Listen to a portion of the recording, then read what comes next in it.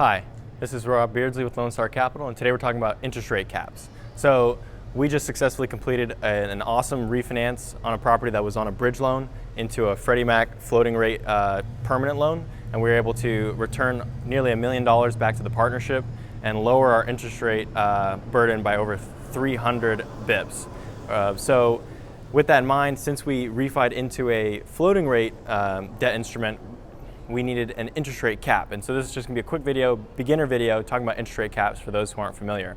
So to take a step back, a lot of people maybe sometimes have a negative connotation with floating rate debt because they think it's more volatile, it's more risky, and you've got this general notion, a lot of people are pushing this narrative that, hey, I'm locking in long-term fixed rate debt, cheap money for 10 years, I'm not taking any interest rate risk. And so that a lot of people think is superior. But that might be another video on why floating rate debt actually over the long run has proven itself to be cheaper and superior to fixed rate in almost all capital markets environments, rising interest rate environments, lowering interest rate environments, flat.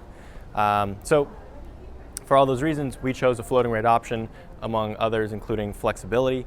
But with that, you need an interest rate cap, which actually is a hedge product that limits your downside risk in terms of interest rates on a floating rate loan going too high. So the way an interest rate cap works is it's not like a swap where you're taking a floating rate instrument and you're swapping it for a fixed rate.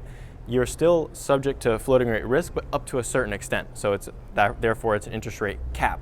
I'm capping my risk up to a certain level. So today LIBOR is at nearly zero and it's projected to stay zero for a long time.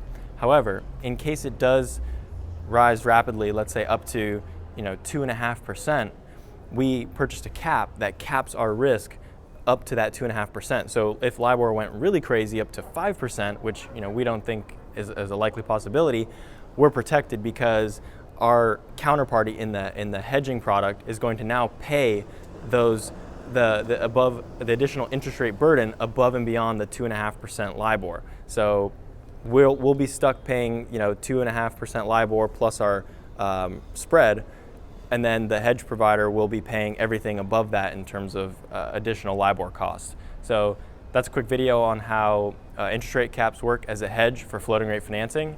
I'm Rob Beardsley. Thanks for watching.